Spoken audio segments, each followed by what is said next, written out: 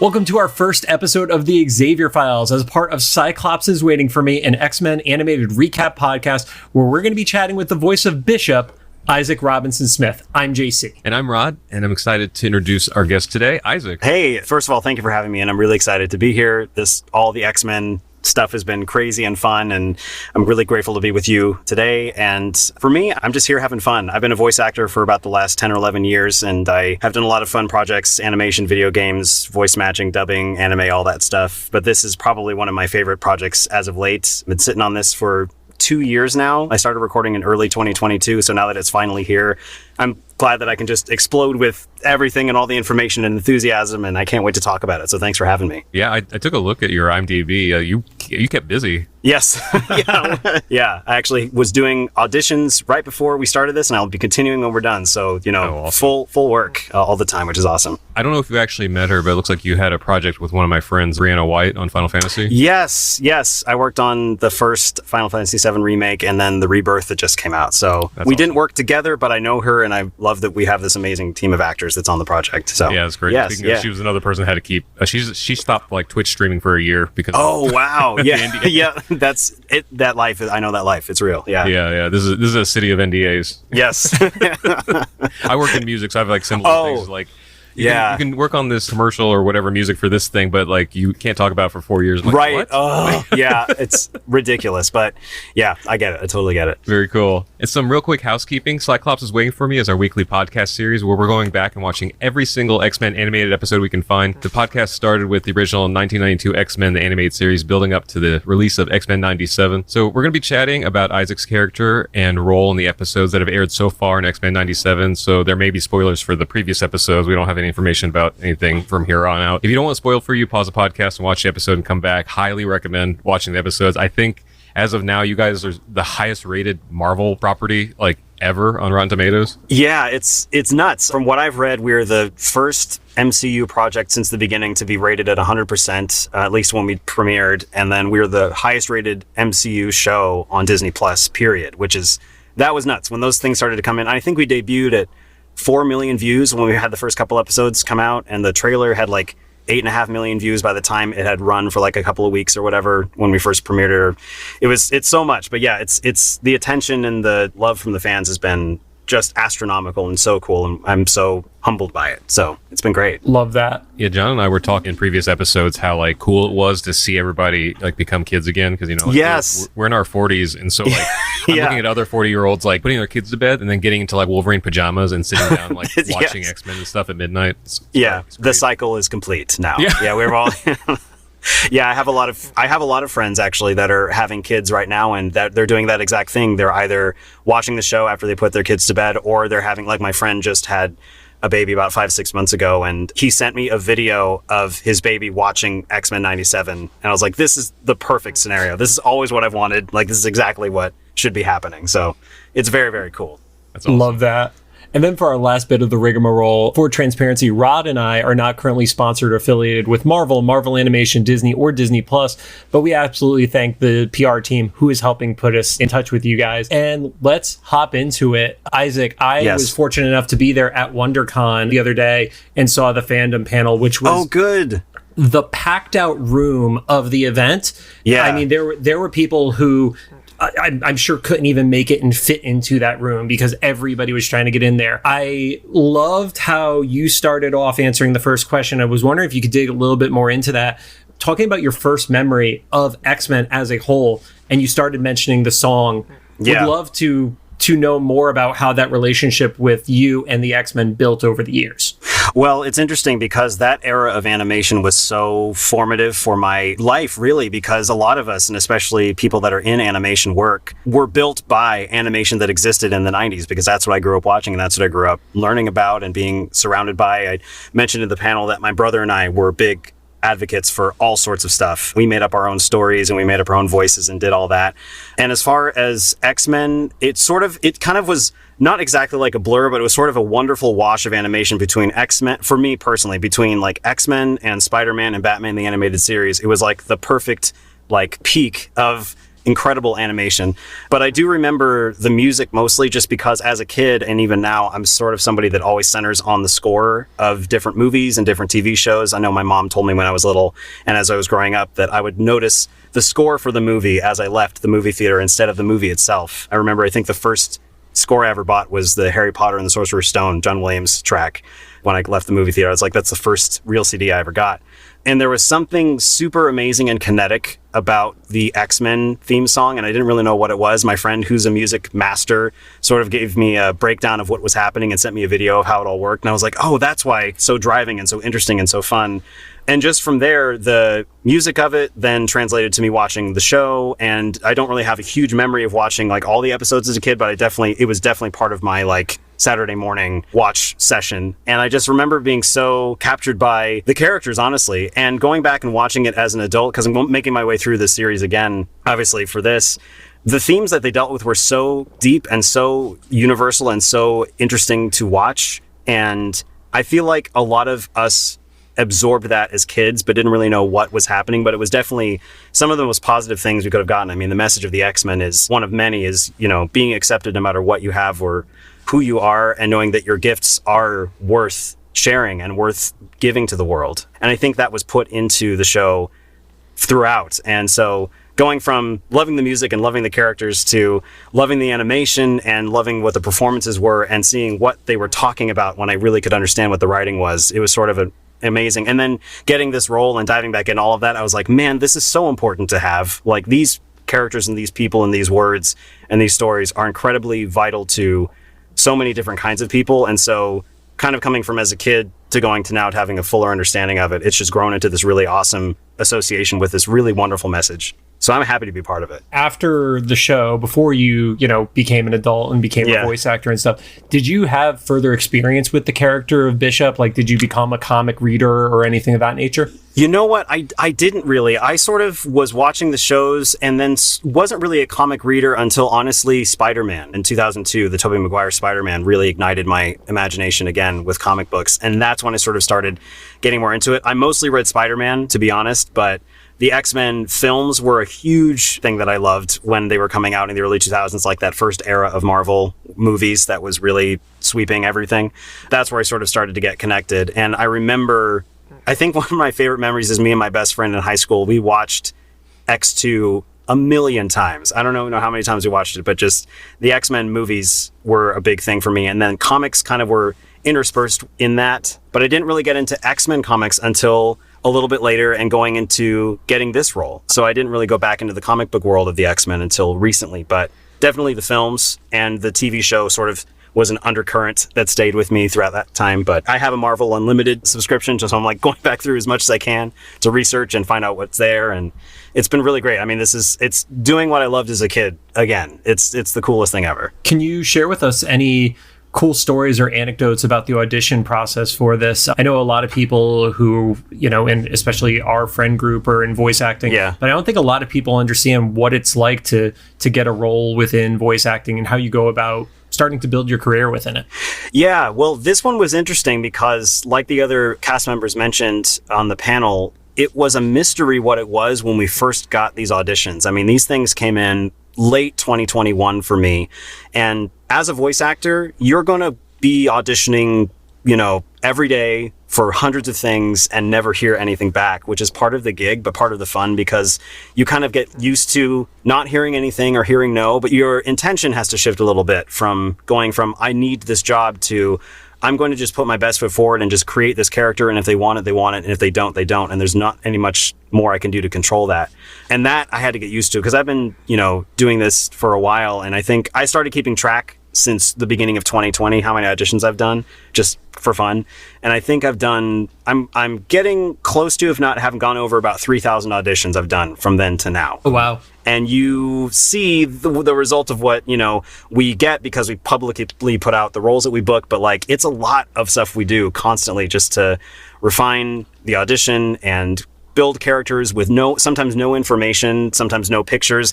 And in this case, that was this audition. So when I got this one, I got an email that said, here's this project. It had a fake name when it came out. A lot of these projects will, just to cloak what it actually is. Right. And then I got a bunch of characters that also were not names that were any of the X-Men really. And when I got this one, I think Boris was the name that I saw for Bishop. And I was like, what is this really thing? Really close. Just barely. Yeah, exactly. So I clicked this file for Boris, and I saw, well, actually I had an initial audition from before with the same code name, and I started reading. When I got through all the fake names, I was like, oh, this is X-Men. Like, it's funny, this young 90s part of me was like awakened in a way that I hadn't felt in a long time. I was like, oh man, if this is coming back in the way that I think it is, this will be incredible. And so went through my first pass of the auditions. I didn't obviously get any of those roles in the first run. And that's what happens sometimes. Sometimes they won't send out all the roles for an animated show. They'll send out like a batch of the ones they want initially, and then a batch of the next characters that they're going to be working on. So this is part of like the second or third batch of characters they'd sent out. So I got this audition, and I read through it and realized that it was X-Men again, and the other characters didn't really seem to speak out to me too much. But then I saw Boris, and I figured out that it was Bishop, and I started to research clips of the show. I looked at Philip Aiken's performance from the original 90s cartoon and kind of started to see what I could do with it, and sort of gave it my own spin. And I actually remember when I was watching the show with some friends recently, the line where Bishop is talking about the timeline and, time isn't a history book, it skips forward and backward and all this stuff. Those were the audition lines. So seeing those animated finally after over 2 years, I was like, oh, this is great. And so I gave it a try. And like a month later, I was in a session for a video game called Starfield. I played a guy named Omari, who's one of the people you can take on your ship with you as one of the companions in that game. And in the session, I got an email that said that I got this role, and I could not do anything because I was literally in a booth with a microphone. I couldn't say anything. There was no one I could talk to. I just had to email my agent back and say, thank you so much. I can't wait. This is awesome. And a shout out to SBV Talent, who are my wonderful, wonderful agents, have been since the beginning. And yeah, from then they started booking me in the sessions, and I started to realize, and I wasn't sure how much of a role Bishop would have in this series, because in the last one, he was definitely an important character, but not a mainstay like it seems to be now. And so I was really surprised to see how involved he is and the kind of work that we're doing with this character. And I think it all came to a crystallization when I went to the premiere at the El Capitan. And I didn't know this, but when I saw that Bishop had a main role in the title sequence, I was like, this is all right, best gift ever. I can go home happy. I'm in the title sequence for X-Men. Like, this is great. So that's the short-ish version of what happened, but that's how it happened. So I'm actually going to skip two of the questions I have because you started alluding to the LCAP. Was that your first time seeing a finished episode that had you in it? That was my first time, yes, for this show, my first time seeing the full, and it was such a cool experience because the fans were awesome. They were really enthusiastic. On a personal note, I had one of my best friends with me, and then my mom flew down from Sacramento. My brother flew out from Florida, and so having the two of them there, knowing that this is what I had been doing since I was a baby, like doing voices and everything, and then them getting to see this sort of result was probably the best part of the night for me. But it was wonderful. And to go back to we're all doing, Saturday morning cartoon stuff like in our 30s and 40s. I think my favorite part was they had 90s food there. They had Hot Pockets and popcorn and the Magneto cereal boxes. So I was like, this is awesome. Like, it couldn't be any better than this. Was there anybody at that event that you were meeting for the first time in person? Yes, pretty much the whole cast.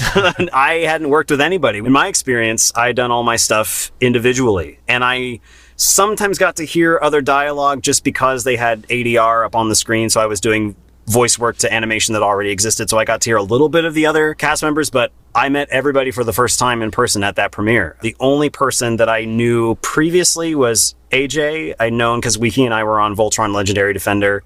So I knew of him before, and he had done a lot of stuff that I was familiar with, but no one else. I didn't know anybody else in that cast. And amazing moments to meet the legacy cast too. Like, I think the first one I met was Cal Dodd, who was awesome. He was super friendly, really fun to talk to. And he remembered a moment that he had with Bishop in the 90s and said the line completely unprompted in the voice. I was like, what is happening right now? And then I got to meet the Leewalds, and I got to meet just a bunch of other people on the team. It was phenomenal. But yeah, it was sort of an overwhelming sense of, wow, this is happening. We're here for this. And here are the people that are involved. And I'm so thrilled to get to talk to them and meet them. And got to meet Lenore, like everybody. I wish that Allison Seeley Smith and George Booza had been there. I know they weren't able to make it, but hearing their performances, I messaged Allison later on. I said, the Storm performance had us all on the ground. We were all screaming when you came into the screen. So yeah, it was really cool to meet everybody. I had a great time. Speaking of Allison, man, like Storm has been my favorite character since I was a kid. Yeah. And, I'm happy to hear that people like you have liked the movies. I personally didn't care for them, but I think it was mostly because of Storm wasn't what I pictured in this animated series. Yeah, I get it. And then when I saw these first 2 episodes, I was like, this is it. This is the fully realized Storm. And Allison just nails it down to the ending of the second episode. Oh, I know. But you'd mentioned recording individually. That always blows my mind when I hear that, because I'm not an actor, but because I live in LA, I have to end up acting for stuff. Yeah. Are you here in LA as well? Yeah, I'm in LA. Okay. Yeah, I live in the Valley. Yep. Okay, so you know how it is out here. Yes. So just a little bit of background on me. I'm a songwriter, is my day gig, but then also my TikTok accidentally popped off, kind of doing what you mentioned about picking apart 90s music and stuff. Yeah, totally. And so I was on a game show last year. Wow, and cool. It was completely on green screen. Yeah. And I was standing there I don't know how actors do this. Because they're that box over there is a little monster. That thing up there's a rocket ship, and then I was like, what? Yeah, so I know.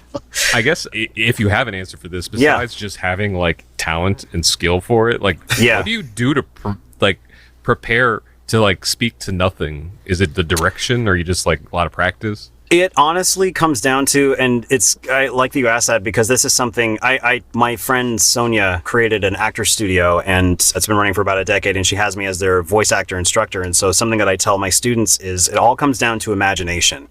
And it honestly is something that is in everybody, but it's not something that is necessarily tapped into as much as you get older. But I forget who said this. I think it was Richard Horvitz, I believe, in one of his classes. And Richard Horvitz, voice of Invader Zim and, Billy and Grim Adventures of Billy and Mandy, all these amazing things. He says that finding a place to play again is the best spot. All we're doing is playing.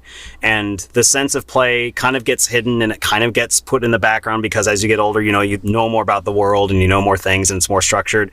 But removing all of that and going back to the childlike sense of play and imagination, that's where I start. Because literally when we get these scripts for this show, there sometimes is nothing. I mean, it's me. I mean, a typical session is me in the studio with the script and the microphone and our wonderful director, Meredith, or one of our other wonderful directors on the other side of the glass or virtually, and our engineer and a couple other people on the team. And that's it. And the rest of it is just up to us. There's no music. There's no other dialogue. Some of the time it's just us trying to imagine the scenario.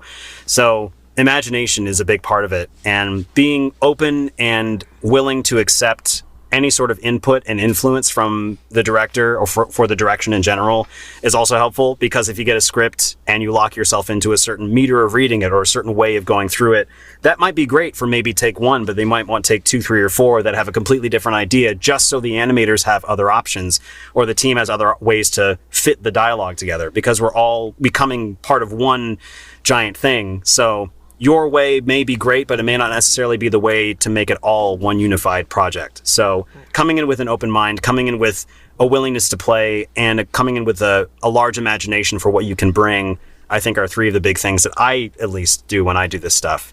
And then it makes it all the sweeter when you see it come out and it's all animated and it all works. But I'm constantly questioning whether I'm doing it right. A lot of the time I'm like, I hope this is good. I think this worked. And I just have to remind myself that the people at Marvel and Disney are, they make these choices for a reason. They know what they're doing. So if you're bringing it and they say we got it, then they got it. And you can move on and just relax in what you've done. But, being open to everything, I think, is a huge component to it. Because it's a huge world that isn't fleshed out until it's all drawn and animated and has music and everything. So it's really interesting. Yeah, I was going to say, you do deliver that kind of, I don't know how else to put it, I'm just kind of sick of their crap attitude the Bishop has, Yeah. He's seen it all, literally. Yes. And he's there and he's like, I can't butterfly effect this too much. Yeah. So they're worried about too much. They're not worried about this enough. You just kind of get that sense. Yeah, well, it's interesting. The direction that I remember getting really early on was a black Clint Eastwood, was what I was told.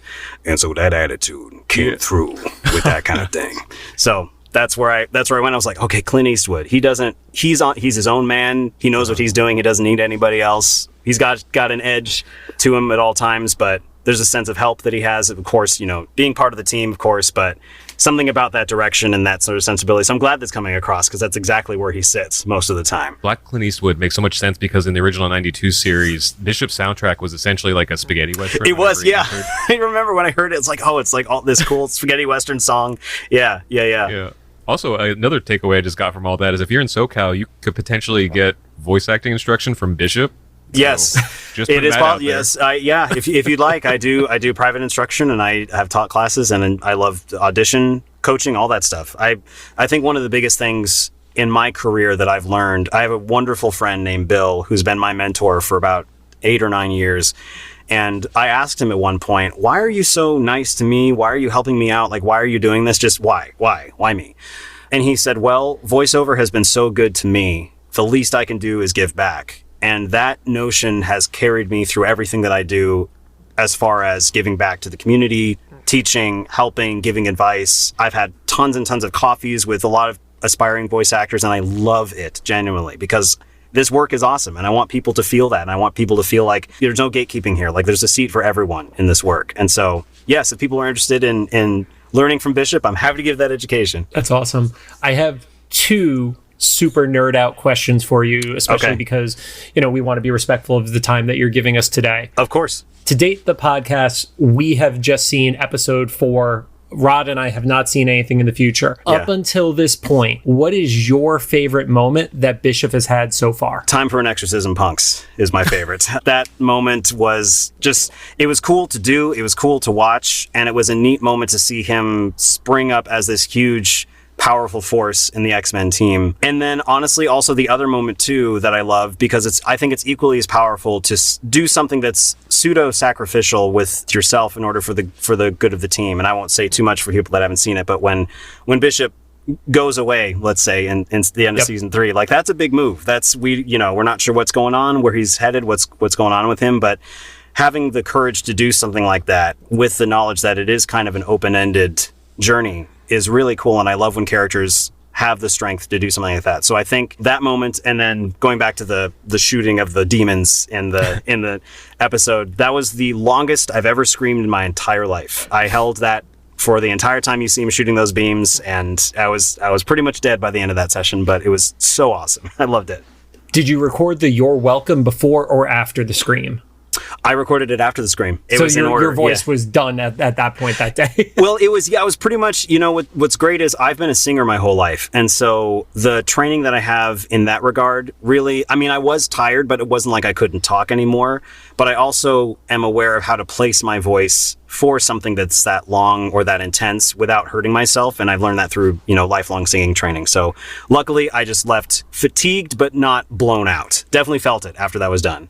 And the team was like, wow, you did that. I was like, yeah, okay, good. We're done with that. Go to take 2 or whatever. Yeah. It was worth it because that was an iconic moment. I don't think Bishop ever had a moment that large before. No. It was basically anime, right? But yeah, pretty much. Yeah. It was, yeah, exactly. Yeah, exactly. This is the first time you've had an action figure made after a character that you're portraying. Is that correct? That is correct. Yes. Wow. How does that feel to literally be able to have a figure of yourself on a shelf next to you? It's honestly really gratifying, and I feel really grateful for it, because the goal that I've always had in my career, and from now on going forward, is I wanted to create or help create characters that are impactful to people. And I've also always said that if I can create a character that kids on YouTube or whatever are imitating, then I feel like I've done my job. But this is, I think, equally as good and not something I was expecting. I did not expect an action figure. And I think the biggest moment for me with that came actually at last year at San Diego Comic-Con. I was working at another booth with a friend of mine at the Boom Studios comics booth because they needed some help over there, and I loved that group. Was that with Cosmo? That was with Cosmo, yeah. We are friends with Cosmo. Oh, that's great. Yes, yeah, Cosmo, yeah. So Cosmo and Harley Salabecca, who does Fake Nerd Girls, another great comic podcast. I was working with them, and on the other side of the floor was the Hasbro Pulse area, and they had the X-Men 97 characters on display, and Bishop was in the glass. I stared at it for like way longer than I should have, and people are probably like, what are you doing? What's wrong with this guy just looking at these figures? But seeing it, that moment for me was like, oh, this is real. Like, this actually has happened. You aren't, this isn't fake. You're not going to like, you've gotten to this point. It's real and it's going to happen. And the show is coming out. Because for a long time, you wonder after a while when shows are in development for a long time, because there's some moments when actors will be on a show for months and then they get replaced by another actor, which has happened to me, or something will go different with the direction and the character it is a completely different thing than you imagined. But seeing the character fully realized on display with the rest of the X-Men, it hit me in a way that I wasn't expecting. I was like, it got me emotionally. I was like, oh, this is happening. Like, this is really coming out. So it was a beautiful thing for me. And I have since my mom went and bought one from Target and I signed it during Christmas, and I gave one as gift to my sister's kids, and friends have come up to me to ask me to sign it. And it's great. It's just such a fun thing. It's kind of an unexplainable feeling, but mostly I just feel gratitude and happiness for it. And I got one myself. It's on my wall next to an older Bishop, and I actually also bought the X-Men first season on VHS. So I have that set. I found it on Etsy from this collector. So I have that all there, but it's cool. It's just a fun, gratifying moment for me. Isaac, you are way too good at being an interviewee, because you literally hit the part 2 of my question before I even had to ask it. So that's phenomenal. Nice. Happy to help. Happy to stay efficient. You also have like really great self-control, because if I were you, I would have not just like one, I would have like a wall of Bishop action figures behind me. I know. Well, yeah. Well, the fun thing is, and that's something that I've noticed, especially after WonderCon, is some of this stuff I'm not having to go after. I had a great friend, Melanie, who got me a custom painted Bishop piece of art at WonderCon that I am now going to frame and put up.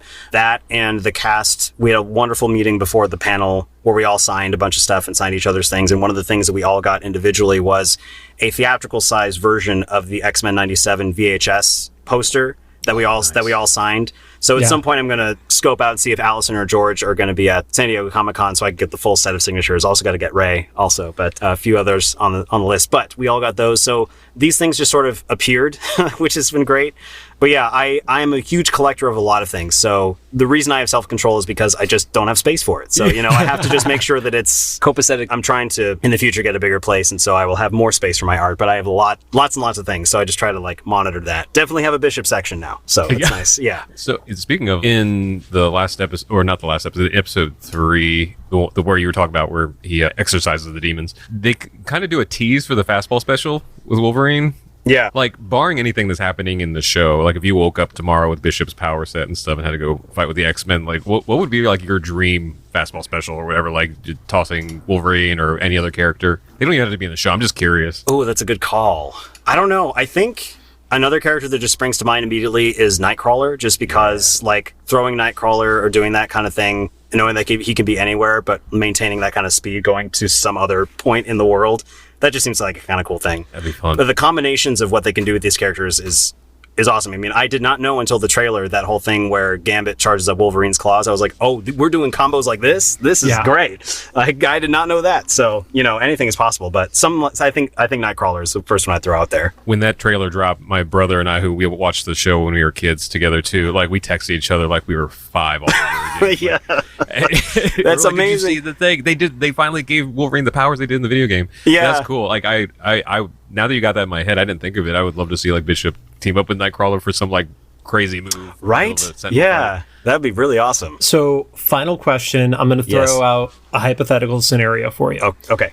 If there was somebody who was seeing X-Men 97 for the very first time, and your portrayal of Bishop is the only thing they've ever seen about the character, no baggage, no predisposition to the comics or anything like that, what is the main takeaway you would want them to get from Bishop? That's interesting that you ask that. It's actually something that relates to me personally as a person and as an actor. It's kind of a multi-part question, so forgive me for going through a couple of segments here, but I am a biracial actor, so half black, half white. And by definition, that means that I do not fit into any community by default. And that is something that has kind of plagued my mind for most of my life. I mean, thank goodness for therapy, so I can work through a lot of this stuff and lots of other things. But a sense of belonging is my Achilles heel, like in my real life, as an honest answer. And so Bishop, and this is a realization I just came to probably a week ago, Bishop literally doesn't belong anywhere. He is a man out of time. He's constantly going back and forth. He's doing his best to help out himself and help out whoever he's with, but with the exception of making sure that the future isn't messed up and making sure that things are aligned in the correct way. But he's jumping back and forth, and it doesn't really have a like, you can't really call either one of those timelines home. And playing someone who doesn't belong completely as someone who doesn't feel as though they belong completely is such a unique point and such a unique position for me to tell the story of a character that exists in that sort of world, combined with the fact that the X-Men is about knowing who you are, knowing that you are worthy no matter what. And so I think my takeaway from the character would be definitely a sense of self, definitely a sense of belonging, and a sense of, even though you aren't, by definition part of a community, you still matter and you still belong. And then personally, from a power standpoint, I have, I've had a lot of thoughts personally about my own sense of my Black identity and all of these things and all the stuff that I've discovered, with all the events of 2020 and everything that's gone on. But one thing I really love about Bishop, and my personal thought about his powers, is he gets hit with energy and he shoots the energy back with the exact same amount of power outside of him. And I think that that's a cool analogy for someone that can be hit by a lot and take in a lot, and it can be really, really painful, but there is a really amazing and positive way to push that back out into the world. I mean, for Bishop, he's usually destructive, exorcising demons, but for a person, it can be really something that's, the change can be powerful. So I think that's something else I want to take away from that aspect of the character. So sort of that umbrella of things. I hope that answers the question, but that's what I would say. I think that nails it. Yeah, that's great. Yeah, it's like, obviously the ideal situation would be not to get shot. Yeah, exactly. But if you had to, then to have the inflex point as Bishop, like, he has the choice to like use it in a number of ways. And right. So he's on the good guys team. Right. Right. Yeah. Thank goodness. Yeah. Isaac, thank you so much for joining us today. Your time is so appreciated. You've been fantastic. Remind people, where can they find you online if they want to connect with you? Yeah, so I'm on most of the socials. I'm on X and Instagram as IRS Voices, Isaac Robinson Smith. That's why it's IRS. I'm not taking your money. IRS Voices. And then I'm on Facebook, Isaac Robinson Smith, and also LinkedIn, which I found is a very great resource too, to connect with people. So I'm out there. And then irsvoices.com is my website if you want to see what I'm up to and the things I have and want to see who I am. So that's that, I think. That's everything. For the audience listening, if you have any thoughts, make sure to drop them into the comments for either the YouTube upload or the official Instagram post about this episode. Don't forget to follow us on Cyclops IWFM Pod on Instagram, TikTok, Threads, Twitter, and Facebook. And of course, make sure you're following us on your favorite podcast services. This was great. Thank you. Thank you.